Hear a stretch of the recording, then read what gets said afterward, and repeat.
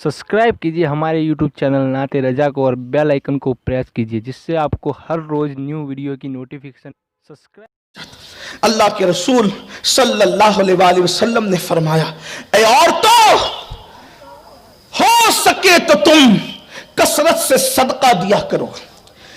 अल्लाह के हबीब अलैहिस्सलाम ने फरमाया, ऐ औरतों, औरतों से खास मुखातिब होकर फरमाया, ऐ औरतों, हो सके तो तुम कसरत से सदका दिया करो और कसरत से इस्तिगफार किया करो, यानी कसरत से तौबा करें, कसरत से सदका दें। अल्लाह के हबीब सल्लल्लाहु अलैहि वसल्लम फरमाते हैं कि मैंने जहन्नम में सबसे ज्यादा अगर किसी की तादाद देखी है तो औरतों की तादाद देखी है। अल्लाह अकबर, यानी जहन्नम में सबसे ज्यादा औरतें दाखिल की जाएगी, जहन्नम में सबसे ज्यादा औरतें जाएगी। कहा तो औरत का मकाम ये, औरत का मर्तबा ये कि औरत सबसे पहले ईमान लाए, सबसे पहले अल्लाह की राह में औरत खर्च करे, सबसे पहले जो है अल्लाह अकबर औरत शहादत का मकाम हासिल करे। लेकिन वहीं पर यह भी कह दिया गया, ए औरतों, जहन्नम में सबसे ज्यादा शबे मेराज मैंने औरतों की तादाद देखी है। उसकी वजह क्या है? अल्लाह अकबर, मेरे आका सल्लल्लाहु अलैहि वसल्लम की कनीजों से मैं अर्ज करना चाहता हूं। एक वक्त था, औरतें वो थी अल्लाह अल्लाह जब उनकी रातें मुसल्ले पर गुजरा करती थी। एक वक्त था, औरतें वो थी जिनके सर के बालों को कभी अजनबी मर्द भी देख नहीं सकता था। एक वक्त था, औरतें वो थी जो पर्दे की पाबंद थी। एक वक्त था, औरतें वो थी जो अपने घरों में अपने बच्चों को नमाजी बनाया करती थी। एक वक्त था, औरतें वो थी जब कभी बच्चे घर से बाहर निकलते तो मां बच्चे को खर्च देते वक्त कहती, बेटा अगर तुझे जो है वो 9 पैसे अपनी जात में खर्च करना है तो 1 पैसा तुझे किसी फकीर को देकर अल्लाह की राह में खर्च करना है। मां अपने बच्चों की तरबियत करती थी, मां अपने बच्चों को दीन सिखाती थी, मां अपने बच्चों को मजहब सिखाती थी, मां अपने बच्चों को इश्क मुस्तफा सिखाती थी, मां अपने बच्चों को मोहब्बत रसूल सिखाती थी। और अल्लाह अकबर, गोया के मुस्लिम औरतों की गोद में मुसलमानों के वो जियाले पलते थे कि अल्लाह अकबर, औरत तो घर की जीनत थी, घर में बैठती थी, मगर उनकी गोद में पलने वाला कभी सलाहुद्दीन अय्यूबी की शक्ल में फातिह बैतुल मक़दिस बनता था, कभी तारिक बिन ज़ियाद बनता था। अल्लाह अकबर, मेरे आका सल्लल्लाहु अलैहि वसल्लम की कनीज़ें इस कदर शान वाली थी कि कौमों में इनकलाब पैदा हो करने वाले बच्चे इन्हीं माओं की गोद से परवरिश पाते थे। लेकिन आज औरतों का हाल ये हो गया, औरतें मेकअप के नाम पर अल्लाह के नबी की नाफरमानी कर रही है, औरतें बेपर्दगी का शिकार है, औरतें बारीक और पतले लिबास पहन रही है। औरतों का हाल ये है कि अल्लाह अकबर, गाना सुनने में तो वक्त जाता है लेकिन अल्लाह की इबादत के लिए वक्त नहीं है, सीरियलों के लिए टाइम है, तिलावत कुरान के लिए टाइम नहीं है। औरतों को मस्ती मजाक और रत जगहों में नाचने और गाने का वक्त तो मिल जाता है लेकिन अल्लाह अकबर, रब तबारक व तआला की बारगाह में सर झुकाने का वक्त नहीं मिलता। सुन लो, दुनिया की रंगरेलियां हमेशा के लिए नहीं है, दुनिया की ये बहारें हमेशा के लिए नहीं है, दुनिया की ये नगमगी हमेशा के लिए नहीं है। रूह का रिश्ता जिस दिन जिस्म से टूट जाएगा उस दिन तुम कुछ नहीं कर सकोगे, ना नेकी कर सकते हो ना गुनाह कर सकते हो। अच्छी तरह याद रखो, इंसान जो करेगा आखिरत में वही पाएगा। ऐ खातूने जन्नत की कनीजों, सुन लो, मेरे आका मुस्तफा जाने रहमत सल्लल्लाहु अलैहि वसल्लम ने इरशाद फरमाया, अल्लाह अकबर, कि मैंने जहन्नम में कुछ औरतों को ऐसे देखा जो नंगी औंधे मुंह जहन्नम की खूंटियों से लटकी हुई थी। मैंने पूछा, जिब्रील ये कौन औरतें हैं? जिब्रील अमीन ने अर्ज की, या रसूल अल्लाह सल्लल्लाहु अलैहि वसल्लम, ये आपकी उम्मत की वो औरतें हैं जो कपड़े पहनने के बाद भी नंगी रहती थी।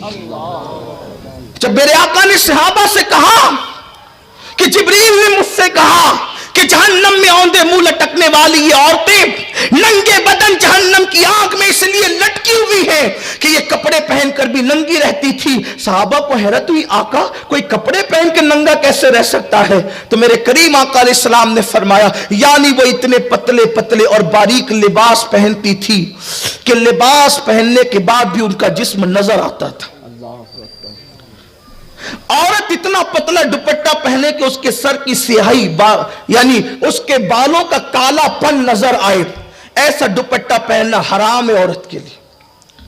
عورت کے لیے پابندی یہ ہے، بات عورتوں کی نکلی ہے تو اس کر رہا ہوں، ابھی میں نے اپنے عنوان کو شاید شروع بھی نہیں کیا، آپ کی توجہ میری طرف، شاید میں بہت دنوں کے بعد 40 گاؤں حاضر ہوا ہوں، مصروفیتیں آپ کی دعاؤں سے بڑھ گئی ہے، کئی بار احباب نے مجھے مدعو کیا لیکن نہیں آ سکا، لیکن موسیٰ قادری سرکار کا کرم ہوا اور آج آپ ایک ساتھ بیٹھ کر محبت رسول کا جو ہے وہ ذکر کر رہے ہیں۔ لیکن توجہ کریں، تھوڑی دیر دل اور کان لگا کر گفتگو سنیں، اب کوئی اٹھک بیٹھک نہ کرے، انتظامیہ سے گزارش ہے کہ جو جہاں بیٹھ گئے چھوڑ دیں، اب کوئی انتظام نہ کرے، وہ بھی بیٹھ جائیں، اس لیے کہ کہیں ایسا ہوتا ہے کہ پبلک تو سن لیتی ہے، والنٹیئر بیچارے سن نہیں پاتے اور وہ محروم رہ جاتے۔ میری ان سے گزارش ہے اب جو جہاں ہے وہیں پہ بیٹھ جائیں، اس لیے کہ محبوب کا ذکر چھڑ گیا ہے، آقا کا ذکر چھڑ گیا ہے، تو سب لوگ تن من دھن سے لگ کر دل کو کان بنا کر، دل کو بھی کان بنا کر حضور کا ذکر سنیں،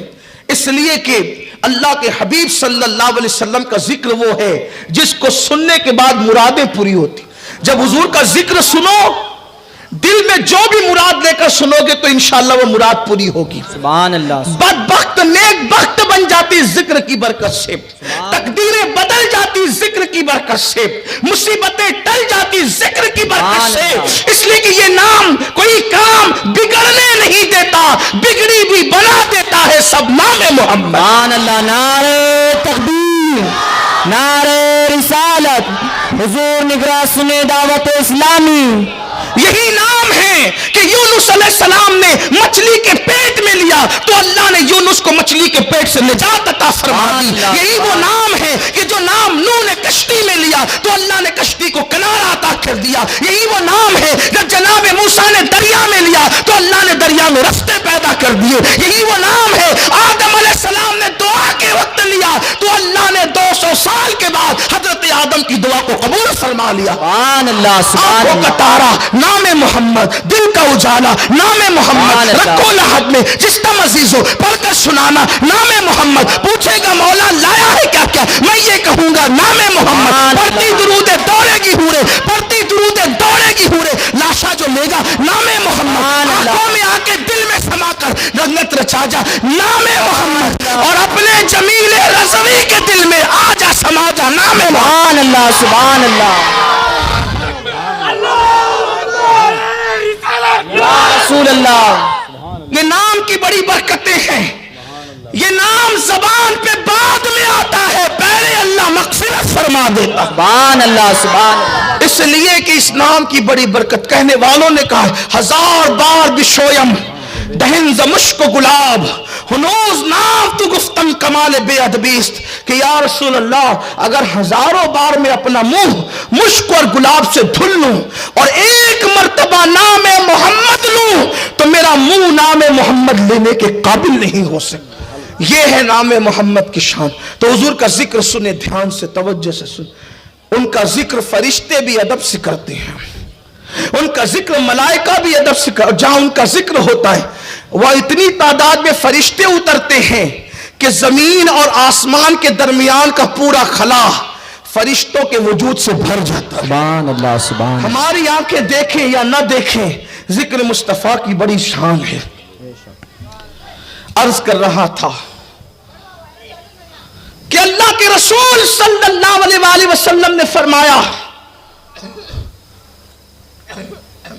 کہ کپڑے پہن کر ننگی رہنے کا مطلب یہ ہے کہ اتنے باریک اور پتلے لباس پہنتی ہوگی کہ کپڑے پہن کر بھی جسم نظر آتا۔ عورت اگر ایسا دوپٹہ پہنے جس سے اس کے بال کی سیاہی نظر آتی ہے تو ایسا دوپٹہ عورت کے لیے حرام ہے۔ اگر ایسا پتلا دوپٹہ پہنے کہ بال کی کالک اور سیاہی نظر آئے تو یہ حرام ہے۔ جو دوپٹے ہی نہیں اوڑھتی ان کا انجام کیا ہو؟ جو عورتیں دوپٹے ہی نہیں اوڑھتی ان کا انجام کیا ہوگا؟ اور جن کے گھر کی عورتیں نہیں دوپٹے اوڑھتی اور مرد اس کو دوپٹہ اوڑھنے کے لیے نہیں کہتے، سالن میں نمک زیادہ ہو تو مارتے ہیں، سالن میں نمک زیادہ ہو تو گالیاں دیتے ہیں، سالن میں نمک زیادہ ہو تو طلاق کی دھمکی دیتے ہیں، بعض بدبخت تو طلاق تک دے دیتے ہیں۔ مجھے میں آپ سے پوچھنا چاہتا ہوں، تمہاری زبان کے ذائقے کے مطابق اگر کھانا نہ پکا تو تم نے عورتوں کو طلاق دیا، کبھی تم نے اپنی بیوی کو یہ بھی کہا کہ دوپٹہ اوڑھنا تجھ پہ فرض ہے، تو نے دوپٹہ کیوں نہیں اوڑھا؟ اگر دوپٹہ نہ اوڑھے گی میں تجھ سے بات نہیں کروں گا، دوپٹہ نہ اوڑھے گی تو میرے گھر میں رہنے کے قابل نہیں ہے۔ اللہ اکبر! سنو سنو، میرے نبی نے، سچے نبی نے، صادق و مصدوق نبی نے فرمایا، جس گھر کی عورتیں دوپٹہ نہ اوڑھے، بے پردہ گھومے، سر کے بالوں کی نمائش کرے، اس کا بھائی اس کو نہ روکے، اس کا باپ اس کو نہ روکے، اس کا شوہر اس کو نہ روکے، میرے نبی نے فرمایا ایسے مرد دجوس ہے، دجوس! اللہ نہ ان کی نمازیں قبول کرتا ہے نہ دعائیں قبول کرتا ہے، اور اللہ ایسے مردوں پہ لعنت کرتا ہے جس کے گھر کی عورتیں بے پردہ گھومتی ہیں۔ مجھے بتاؤ جن مردوں پہ قدرت لعنت کرے، جن مردوں پہ قدرت لعنت، وہ عزت کے ساتھ رہ سکیں گے؟ اور عورت دوپٹہ نہ اوڑھے تو اس کے گھر کے مردوں پہ لعنت پڑتی ہے، اور جب اس کی وجہ سے مردوں پہ لعنت پڑتی ہے، اگر وہ منع نہ کرے تو، اس کو نہ روکے تو ان عورتوں کا خود کا انجام کیا ہوگا؟ ان عورتوں کا خود کا انجام کیا ہوگا؟ عورتیں ہیں اتنی نازک، انہیں صنف نازک کہا جاتا ہے۔ اگر عورتوں کو ڈانٹ دو، ڈانٹ پڑ جائے نا عورتوں کو تو ڈانٹنے سے رونے لگتی ہے۔ میں سوچتا ہوں میری بہنیں کتنی کمزور ہے، کتنی نادان ہے، شوہر اور بھائی کی ڈانٹ پہ جو رو، باپ کی ڈانٹ پہ جو رو دے، جب فرشتوں کے چابک ان کے جسم پہ پڑیں گے جہنم کی آگ کے بنے ہوئے، اس وقت ان کا انجام کیا ہوگا؟ جو ڈانٹ نہ سن سکے اور رو دے، جب فرشتے ان پہ چابک برسائیں گے بے پردگی کی بنیاد پہ، ہونٹوں پہ لالی لگانے کی بنیاد پہ، پتلے پتلے باریک لباس پہننے کی بنیاد پہ، مردوں سے فون پہ لمبی لمبی باتیں کر کے، زنا کی باتیں کر کے، ناجائز حرام باتیں کر کے، بھاگنے کا پلان کرنے کی بنیاد پہ، اس وقت ان کا انجام کیا ہوگا؟ بڑی معذرت کے ساتھ، مجھے کوئی شوق نہیں ہے ان عنوانات پہ تقریر کرنے کا، لیکن نشتر جو لگاتا ہے وہ دشمن نہیں ہوتا۔ قوم کا درد بے چین کرتا ہے کہ حق بول دیا جائے، ورنہ لوگ کہتے ہیں آپ ہماری بیٹیوں کے بھاگنے کا تذکرہ مائک پہ کیوں کرتے ہیں؟ میں نے کہا نادان، اگر بھاگی نہ ہوتی تو میں ذکر کیوں کرتا؟ جنہیں بھاگنے میں شرم نہیں آتی ہم ان کا تذکرہ کرنے میں شرم کیوں کریں؟ اس لیے کہ قوم کی بیٹیوں کو، میں یہ نہیں کہتا کہ ہر بیٹی بھاگتی ہے، واللہ کبھی نہیں کہتا، میں تو یہ دعویٰ کرتا ہوں پوری دنیا میں کہ آج بھی جتنی باغیرت مسلمان کی بیٹی ہے اتنی باغیرت کسی کی بیٹی ہو نہیں سکتی۔ لیکن سیریل دیکھ کر، فلمیں دیکھ کر، گانے سن کے، ناولیں پڑھ کے آج مسلم بیٹیوں میں بھی کچھ ایسی ناہنجار اور غلط بچیاں جنم لے چکی ہے جس نے پوری قوم کو بدنام کر رکھا ہے۔ ہر دن کسی نہ کسی اخبار میں، ہر دن نیوز چینلوں پر مسلم بیٹیوں کے بھاگنے کی داستان آتی ہے، لیکن یاد رکھنا اس کے ذمہ دار بھی صرف وہ بیٹیاں نہیں ہیں، ہم بھی ہیں، کیونکہ ہم نے اپنی بیٹی کو سیریل دکھا کر تو پالا، ہم نے اپنی بیٹی کو سیدہ فاطمہ کی سیرت کبھی نہیں سنائی، ماں عائشہ صدیقہ کی زندگی کبھی نہیں سنائی۔ اللہ اکبر! ہم نے تو اپنی بچیوں کو گناہ اور جرائم دکھائے فلموں کی شکل میں، لیکن ہم نے تقوی اور پرہیزگاری کی باتیں کبھی نہیں بتائی۔ وجہ یہی ہے قوم کی بچیاں بگڑتی چلی گئی، قوم کی بچیاں دین سے دور ہوتی چلی گئی۔ تو آئیے بات بہت دور نہ چلی جائے، میں دو جملے کہہ کر اپنی بات کو پھر اپنے عنوان کی طرف لے کر چلتا ہوں۔ میں اپنی قوم کی ان بیٹیوں سے، ماؤں سے، بہنوں سے گزارش کرتا ہوں، میری بہنوں، اللہ کے عذاب کو دعوت مت دو، اللہ کے غضب کو دعوت مت دو۔ دنیا کا بڑے سے بڑا طاقتور انسان کوئی بھی اس قابل نہیں ہے جو اللہ کے عذاب کو برداشت کر سکے۔ اللہ کے عزت کی قسم، اگر میرا اللہ اپنے عذاب کو کسی پہاڑ پر ڈال دے تو پہاڑ بھی اللہ کے عذاب کو برداشت کرنے کی طاقت نہیں رکھتا۔ سوچو تو صحیح، جو پہاڑ اللہ کا عذاب برداشت نہیں کر سکتا، ہمارا یہ کمزور جسم اللہ کے عذاب کو کیسے برداشت کر سکتا ہے؟ اس لیے کبھی گناہ کر کے اللہ کے عذاب کو دعوت مت دینا۔ میرے اللہ نے فرمایا ان بطش ربک لشدید، بے شک تیرے رب کی پکڑ بڑی سخت ہے۔ اللہ جب کسی کی پکڑ کرتا ہے تو پھر اس کو کہیں کا نہیں رکھتا. جوانی میں گناہ کرنا بہت اچھا لگتا ہے, جوانی میں گناہ کرنے میں بہت مزہ آتا ہے, جوانی میں رنگریلی اور گل چھلے اڑانے کے اندر انسان اپنے آپ پہ بہت بھاری اپنے آپ کو محسوس کرتا ہے. مگر سن لو, قدرت تمہیں اور ہمیں سب کو دیکھ رہی ہے. میرے اللہ کا اعلان ہے, ہوا معکم اینما کنتم, تم جہاں کہیں ہو اللہ تمہارے ساتھ ہے. ان اللہ کان علیکم رقیبا, اللہ تم پر کڑی نگرانی کر رہا ہے. اور اللہ کی پکڑ بڑی سخت ہے. جب انسان گناہ کر کے بھول جاتا ہے تو قدرت اس کو سزا دیتی ہے, اور بڑھاپے میں جب قدرت کسی کو سزا دیتی ہے تو انسان چہرے پہ چادر ڈال کر کے روتا ہے, اور اس وقت تو توبہ توبہ کرتا ہے, لیکن بہت دیر ہو چکی ہوتی ہے. اس لیے اگر پلٹنا ہے تو جوانی میں پلٹو, اگر دیندار بننا ہے تو جوانی میں بنو.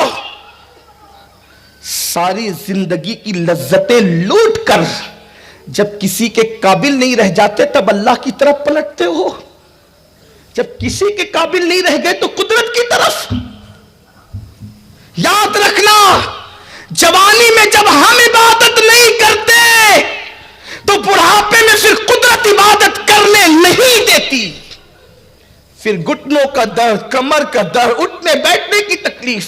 مگر ہاں, جن لوگوں نے جوانی میں عبادت کی اور بڑھاپے میں بیمار ہو گئے, گھٹنے میں تکلیف ہر آدمی کو ہو سکتی ہے, بڑھاپے کی وجہ سے کمر میں تکلیف ہر آدمی کو ہو سکتی ہے, بیماری ہر آدمی کو ہو سکتی ہے. تو ایسے موقع پر جو شخص جوانی میں عبادت کرتا تھا لیکن جب بوڑھا ہو جاتا ہے اور عبادت کے قابل نہیں رہ جاتا, بہت کم سے کم عبادت کرتا ہے اور اس کی عبادت کم کم اللہ کی بارگاہ میں پہنچتی ہے, تو اللہ علم عالم الغیب والشہادہ ہے, وہ غیب کا جاننے والا ہے, وہ اپنے فرشتوں سے پھر بھی پوچھتا ہے, فرشتوں بتاؤ یہ بندہ تو بہت پہلے عبادت کرتا تھا, ابھی اس کی عبادتیں کم کیوں ہو گئی؟ وہ فرشتے کہتے مولا تو بہتر جانتا ہے, یہ پہلے جوان تھا, طاقتور تھا, قوت والا تھا, مولا اب یہ بوڑھا ہو گیا ہے, کمزوری کی وجہ سے کر نہیں پاتا. تو اللہ فرماتا ہے مجھے اپنی عزت کی قسم, یہ جوانی میں کثرت سے کرتا تھا اور بڑھاپا میں نے دیا ہے, کمزوری کی وجہ سے کر نہیں پا رہا ہے یا